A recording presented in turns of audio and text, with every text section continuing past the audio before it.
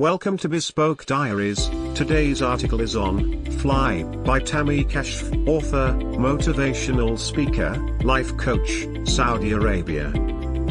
Becoming a better you. Stand up for who she is. Respect yourself and ignite the divine sparks within her. Sometimes she will hear no 99 times before she can get them one yes.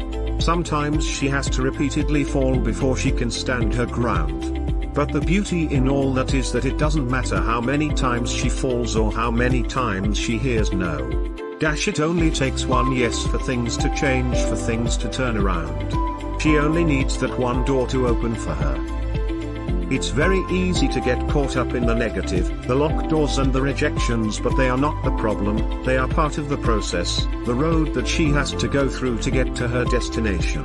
One of the greatest things she can do for herself and for her goals is to depersonalize these locked doors. They are not the world working against her, they are the world working for her, bringing her one step closer to the path that she needs to take. Don't stop at door 1, door 2 or door 50, stop when she has found the answer she's seeking.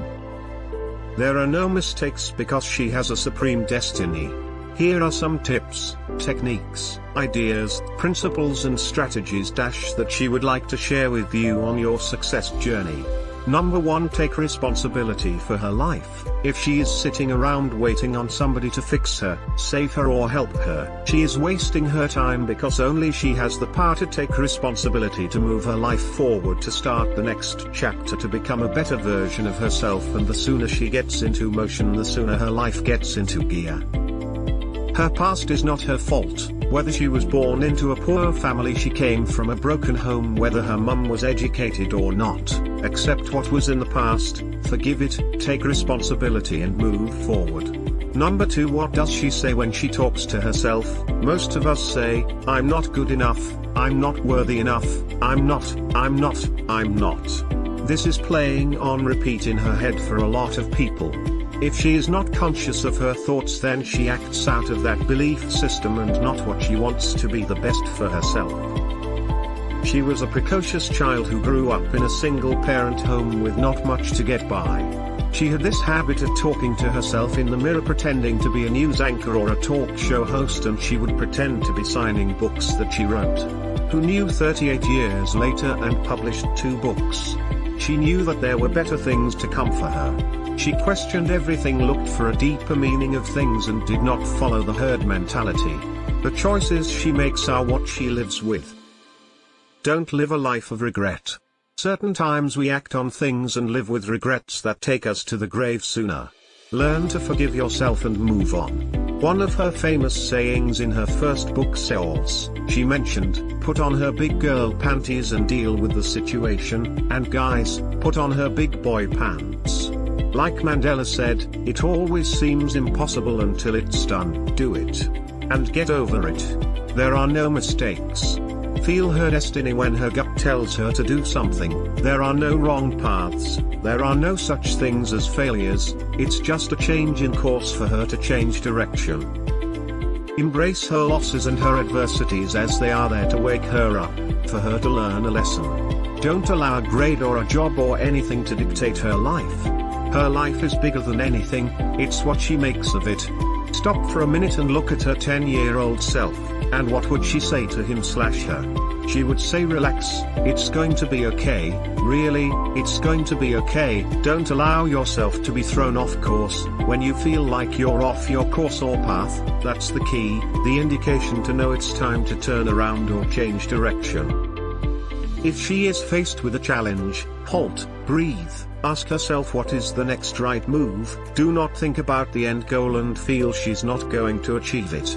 Just take the next step, keep moving. Don't be defined by what somebody says, her life is bigger than that.